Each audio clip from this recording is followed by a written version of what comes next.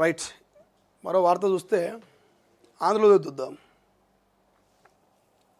ఈ ఆంధ్రజ్యోతిలో నన్ను కోసిన ఉన్న ఆదాయానికి మించిన ఉద్యోగాల పైసా ఇవ్వలేను, 18,500 కోట్లలోని నా జీతాలు బాకీలు సంక్షేమం అంటూ ఇక మీ సమరం 98% ఉన్న ప్రజల మీద మీ జీతాలు పెన్షన్లు ఇచ్చే వారి పట్ల బాధ్యత లేదా, కొత్త కోరికలతో దీక్షలకు దిగితే వ్యవస్థ కూలుతుంది, కరెంటు పెన్షన్లు ఏ పథకాలు ఆపాలో చెప్పండి, పెట్రోలు ఉప్పులు పప్పులు ధరలు పెంచుదామా, రాజకీయ పార్టీల చేతిలో పావులుగా మారొద్దు, ప్రజలపై యుద్ధం చేసి బాగుపడ్డవారు లేరు, ఆర్థిక వ్యవస్థను నాశనం చేసినోడే ఫామ్ హౌస్లో, నేను వచ్చాక ఎకరం భూమిని అమ్మలేదు, విమానంలో నలుగురితో కలిసి ప్రయాణిస్తున్నా, అప్పు కోసం వెళ్తే బ్యాంకులు దొంగలు చూస్తున్నారు, ఉద్యోగుల్ని ఉద్దేశించి సీఎం రేవంత్ వ్యాఖ్యలు, ఉద్యోగుల్ని పలచన చేసేలా మాట్లాడొద్దు, తమకు రావాల్సిన దాచుకున్న డబ్బే అడుగుతున్నారు, ముఖ్యమంత్రి రేవంత్ రెడ్డి వ్యాఖ్యలు విచారకరం అంటూ తక్షణమే ఉద్యోగుల ఐక్యతతో భేటీ కావాలంటూ యూటీఎఫ్ అంటే ఇక సమ్మెకు సంబంధించి ఆర్టీసీ కార్మికులకు సంబంధించిన వార్త. సో ఇదంతా ఓవరాల్గా మీరు నిన్న చూసే ఉంటారు, వినే ఉంటారు. ముఖ్యమంత్రి మాట్లాడిన మాటలు ఆయన ఆవేదన, నన్ను కోసినా కూడా రూపాయి పైసలు లేవు, కరెంట్ ఆపాలనా లేకపోతే సంక్షేమం ఆపాలనా పెన్షన్లు ఆపాలనా, ఏం ఆపాలి, పప్పులు ఉప్పుల రేట్లు పెంచాలనా పెట్రోల్ రేట్లు పెంచాలనా, ఏం చేయాలి? మీరు ప్రతిపక్షాల ఒళ్ళో పడకుర్రి, ప్రతిపక్షాల మాయమాటలు విని మీరు ప్రభుత్వాన్ని ఆగం చేయకూరి. 18 నెలలు ఎట్లా నడుపుతున్నాం అట్లా నడుపుతున్నాం, ఎకరం భూమి అమ్మకుండా ఈ ప్రభుత్వాన్ని నడుపుతున్నాం, దయచేసి ఆగం చేయకుండా. నేను ముఖ్యమంత్రి ఇక కన్నీళ్లు పెట్టుకునేది ఒక్కటే తక్కువ. నాకు తెలిసి ఆయన హార్ట్ఫుల్గా మాట్లాడినేమో, ముఖ్యమంత్రి మనసులో నుంచి మాట్లాడినేమో అనిపించింది.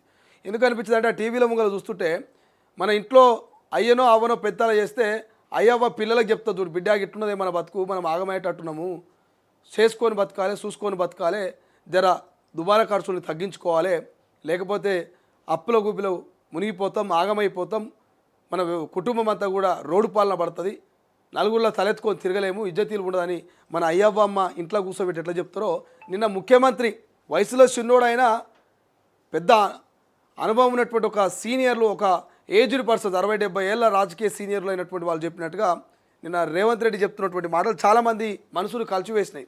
కన్నీళ్ళు ఒక్కటే తక్కువ రేవంత్ రెడ్డి కానీ అద్భుతంగా చెప్పిండు అనేటువంటి ప్రశంసలు వస్తున్నాయి. బట్ అయినప్పటికీ ఆర్టీసీ కార్మికులు వాళ్ళ వర్షన్ వింటే వాళ్ళదే కరెక్ట్ అనిపిస్తుంది, వాళ్ళు కూడా ఆవేదన వ్యక్తం చేస్తారు. మరి మా పిల్లల బతుకులు చదువులు ఇవన్నీ కూడా ఇబ్బంది అవుతాయి కదా ముఖ్యమంత్రి గారు, మేమేదో కొత్తగా గొంతమ్మ కోరికలు కోరతలే, మీరు ఇస్తామన్నాయి మీరు చేస్తామన్నాయి, మాకు రావాల్సినవి అడుగుతున్నామని ఆర్టీసీ కార్మికుల వర్షన్ వాళ్ళు చెప్తున్నారు. బట్ ఏదేమైనా ఈ ఇద్దరిని బ్యాలెన్స్ చేయలేకపోతున్నాం. బట్ ముఖ్యమంత్రి మాట్లాడింది కరెక్టే అనిపిస్తుంది, కార్మికులు చేస్తున్న డిమాండ్లు కరెక్టే అనిపిస్తున్నది.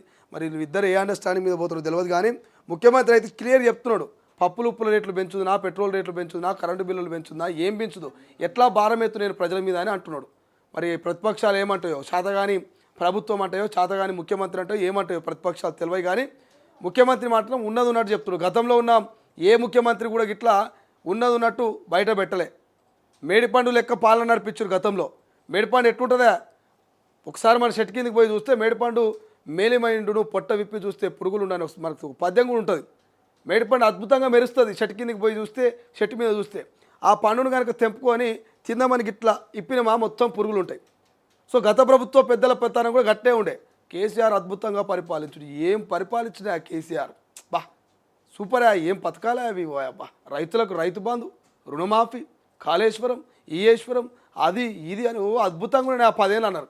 కానీ ఇట్లా ఆ కేసీఆర్ పరిపాలన ఇప్పి చూస్తే అవినీతులు, స్కాములు, స్కీములు ఇవి నేను చెప్తున్నాయి కాదు. మళ్ళీ ఇప్పుడు ఈ బీఆర్ఎస్ వాళ్ళది ఇదో బాధ ఉంటుంది. ఇక ఈయన ఇట్లా చెప్పబట్టే ఆయన కమ్ముడు పోయి ఈయన కమ్ముడు పోయినాను ఇదో ముచ్చట ఉంటుంది. ప్రభుత్వాలు ఎంక్వైరీ చేస్తున్నాయి, కాళేశ్వరం మీద నడుస్తున్నది, ఫోన్ ట్యాపింగ్ నడుస్తున్నది, గొరిల్ల స్కామ్ నడుస్తున్నది, విద్యుత్ మీద నడుస్తున్నది. ఇలా చెప్పుకుంటూ పోతే గత ప్రభుత్వంలో ఇన్ని స్కాములు, ఇన్ని స్కీములు అన్నీ కూడా బయటకు వస్తున్నాయని, దళిత బంధు, ఇక మిషన్ భగీరథ అని అన్నీ బయటకు వస్తున్నాయి.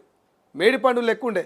కానీ ఈ ముఖ్యమంత్రి మేడిపండు లెక్క ఏం చూపించట్లే. ఉన్నట్టు లోపల పురుగులు ఉన్నాయా, లేకపోతే మేలిమి బంగారం ఉన్నదా, వజ్రాల వైడూర్యాల అనేది మొత్తం బయట పెడుతున్నాడు.